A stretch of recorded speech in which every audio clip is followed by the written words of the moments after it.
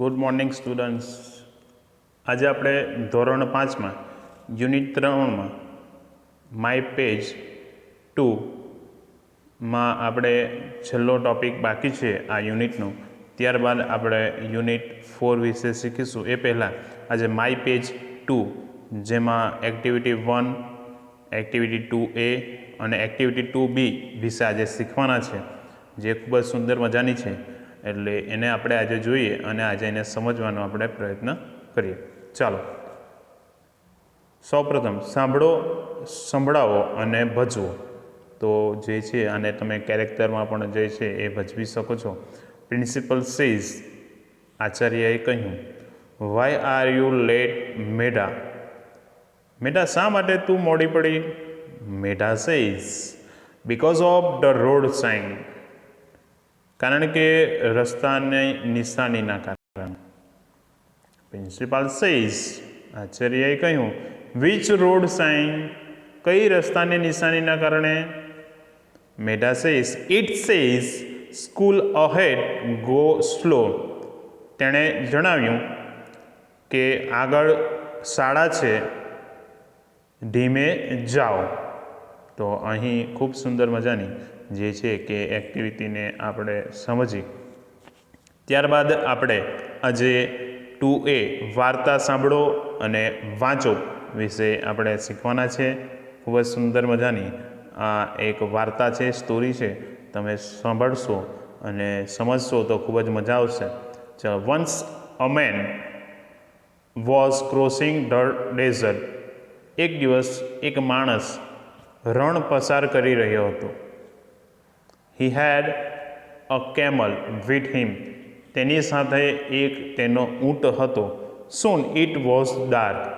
અને ત્યારે શું થઈ ગયું? અંધારું થઈ ગયું. હી put up a tent for the night. અને પછી એક જે છે કે એક ટેન્ટને ઊભું કર્યું રાત્રિના સમય દરમિયાન. Then he tied his camel to a stick outside the tent. ત્યારબાદ તેણે તેના ઊંટને એક લાકડી સાથે બાંધીને ટેન્ટની બહાર રાખ્યું. At night, રાત્રિના સમય દરમિયાન, the camel felt cold. ઊંટને શું લાગવા લાગી? ઠંડી લાગવા લાગી. ફીલ ને ફેલ્ટ એટલે ઠંડી લાગવા લાગી. It asked the master. તેણે તેના માલિકને કહ્યું, may I put my head inside the tent?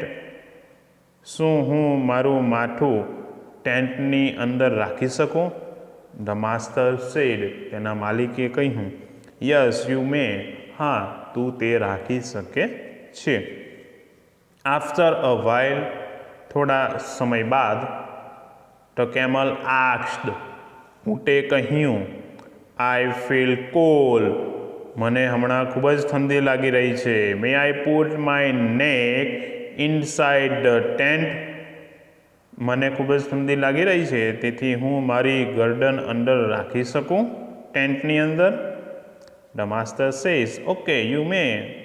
તેના માલિકે કહ્યું, હા, તું રાખી શકે છે. After some time. અને થોડા સમય પછી, ધ કેમલ સેડ. ઊંટે કહ્યું, આઈ એમ વેરી કોલ્ડ. મને ખૂબ જ ઠંડી લાગી રહી છે. I help my hump inside the tent?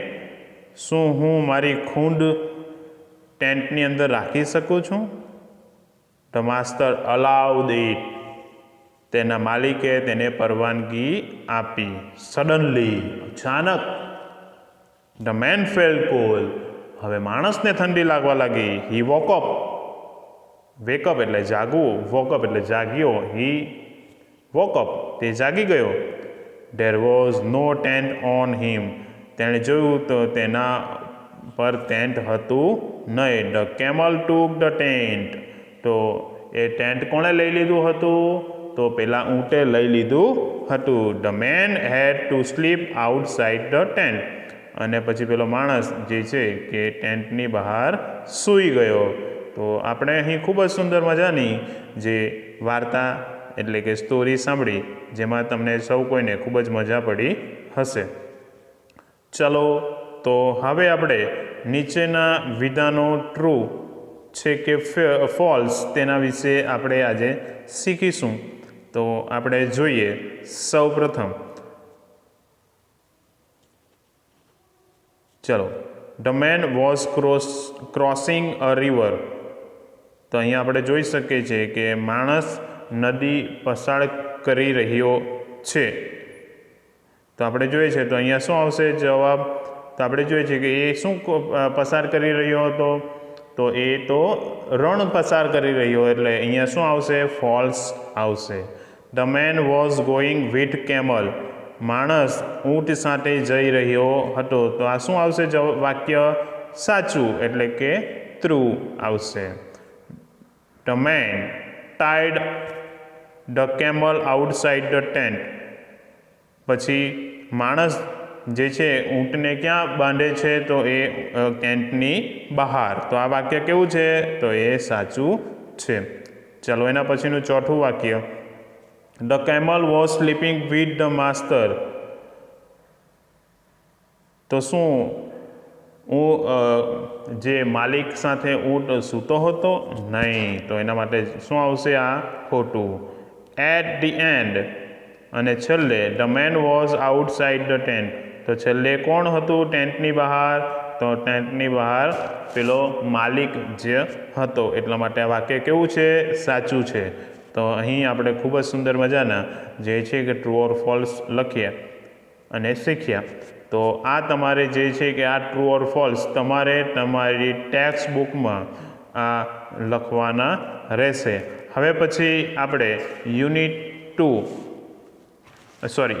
4 I M learning English, જેમાં આપણે ઘણી બધી વસ્તુ ખૂબ સુંદર મજાની શીખવાના છે.